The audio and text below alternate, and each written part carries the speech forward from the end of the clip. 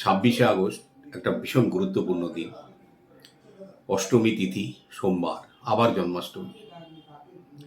যাদের পারিবারিক সুখ নেই, বিভিন্ন কারণে জীবনে অশান্তিতে ভুগছেন, তারা চেষ্টা করবেন এই দিনে একটা দোলনা পাওয়া যায় দেখবেন শ্রীকৃষ্ণের। এই দোলনা একটা যে কোনো রাধাকৃষ্ণর মন্দিরে দান করার চেষ্টা করবেন। বাড়িতে যদি নারুগোপালের মূর্তি বা কৃষ্ণের মূর্তি থাকে, তাকে ফুল, তুলসী পাতা, তারপরে মাখন, দই এবং মিশ্রি আর 5টা ফল দিয়ে পুজো করবেন।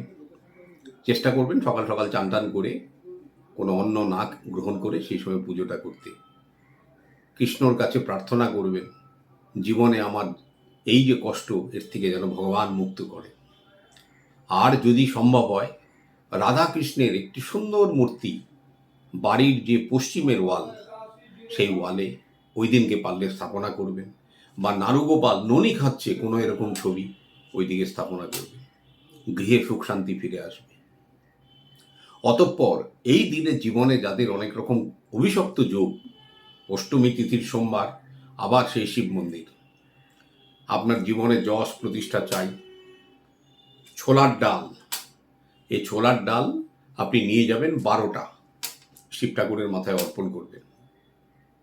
বেলপাতা দেবেন, চন্দন দেবেন, শিবলিঙ্গে আপনার মস্তকটা ঠেকিয়ে প্রার্থনা করবেন আপনার জীবনে কি জিনিসের অভাব, আপনার মানসিক কষ্ট কি, কি কারণে আপনি 8-10টা লোকের মতো সুস্থ মনে ঘুরতে পারছেন না, বাবাকে জানান।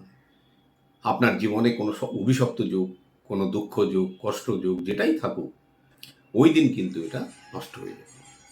এই দিনটা অষ্টমী তিথির সোমবার খুব তো কমই দেখা যায়। চেষ্টা করবেন যেগুলো বললাম সেগুলোকে একটু পালন করতে, হয়তো উপকৃত হবেন। যাদের হাজব্যান্ড ওয়াইফের মধ্যে খুব অশান্তি, এই দিনে যদি একটা গৌরীশঙ্কর রুদ্রাক্ষ ধারণ করতে পারেন, অত্যন্ত কার্যকরী হবে এবং সংসার কিন্তু সুখের আলোয় হয়ে উঠবে।